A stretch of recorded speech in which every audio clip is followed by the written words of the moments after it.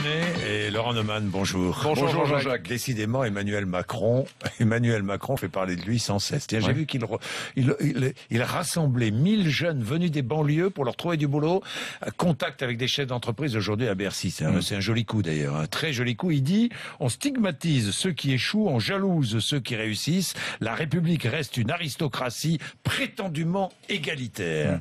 Qu'est-ce qu'il a dit encore qui vous a fait réagir, Laurent Neumann? Il est intervenu hier à propos des VTC en disant mais on n'a rien compris. En réalité, ce sont les consommateurs qui vont décider de la suite de ce marché.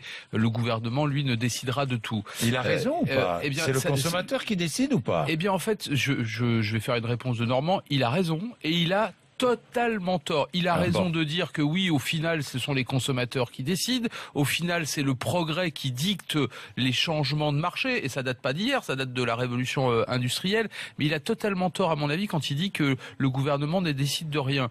La concurrence libre, mais loyale et non faussée, elle dépend de règles et ces règles dépendent du gouvernement. On ne peut pas se contenter de dire le marché décidera parce que ça porte un nom, c'est la jungle. C'est le contraire du libéralisme cher à Éric Brunet. Éric Brunet, il est comme moi, c'est un libéral, mais un libéral avec des règles. Vous dites à Éric Brunet, est-ce que vous êtes d'accord pour vivre dans la jungle? Il va vous dire, mais bien sûr que non. Donc si c'est pas la jungle, il faut que le gouvernement, quand je dis le gouvernement, en réalité les pouvoirs publics, fixent des règles et qu'ensuite tout le monde se débrouille à l'intérieur de ces règles.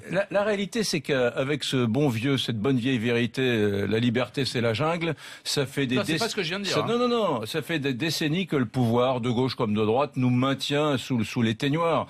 C'est Gorbatchev qui avait dit il y a quelques années que la France était le dernier pays communiste d'Europe. C'est vrai que c'est insupportable. Ce qu'il y a de commun entre Juppé, Hollande, Le Pen et Mélenchon, c'est cette idée que dénonce aujourd'hui Macron, que l'État doit décider de tout. Et qu'en matière d'économie, c'est l'État qui fixe les règles. Mais non, l'État, il doit simplement faire en sorte, comme en Irlande, comme en Angleterre, que la France soit un pays douillet et accueillant pour les entreprises. C'est tout. Donc il doit supprimer toutes ces usines à gaz, ces CICE, ces trucs trop complexes. Il doit baisser les taxes et déréguler un peu. Ça, Macron l'a compris. Parce que, vous savez, Jean-Jacques, il y a un truc qu'on n'a jamais essayé. Il est fasciné par Macron. Mais bien sûr, Éric mais par Brunet. Macron, par tous ceux qui veulent faire ça, parce que il y a un truc qu'on n'a jamais essayé en France, jamais. C'est la liberté économique. Alors on entend des gens qui nous disent « Oh, la liberté, mon petit gars, c'est la jungle. » Mais moi, j'ai 51 ans. J'aimerais ne pas mourir sans que nous ayons essayé la liberté économique. Pas la jungle. La liberté d'entreprendre, la liberté d'aimer, la liberté, c'est la vie. Et nous n'avons jamais essayé ça. Il y a des matins où on peut se mettre d'accord, c'est pas très grave.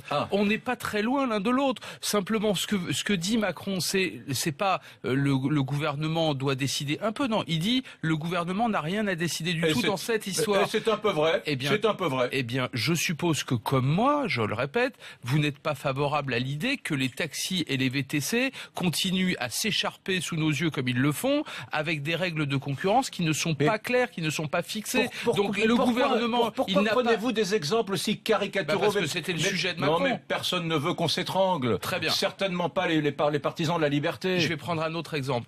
Airbnb est en train de tailler des croupières aux monstres de l'hôtellerie, très bien. Et c'est la règle, c'est le progrès, c'est ce qui va se passer demain. Mais ça ne me pose aucun problème si on est libéral. Mais un libéral, et vous êtes libéral, doit accepter le principe que le marché fonctionne avec des règles.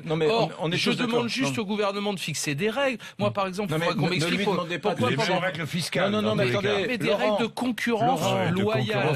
Voilà, c'est tout. Attendez, c'est caricatural. Vous êtes face à un gouvernement. Ce que je dis a l'air d'être une évidence. Vous êtes face à un gouvernement quasi soviétique dans une économie suradministrée. Et vous êtes en train de dire à ce micro, je demande de fixer des règles, mais demandez-lui de supprimer des règles, de les supprimer au lieu d'en fixer de nouvelles. Vous n'avez pas été voir de l'autre côté du mur à l'époque de l'Union soviétique pour comparer le gouvernement d'aujourd'hui. C'est pas moi qui ai dit que la France était le dernier pays socialiste communiste d'Europe, c'est Gorbatchev. Non mais vous le répétez.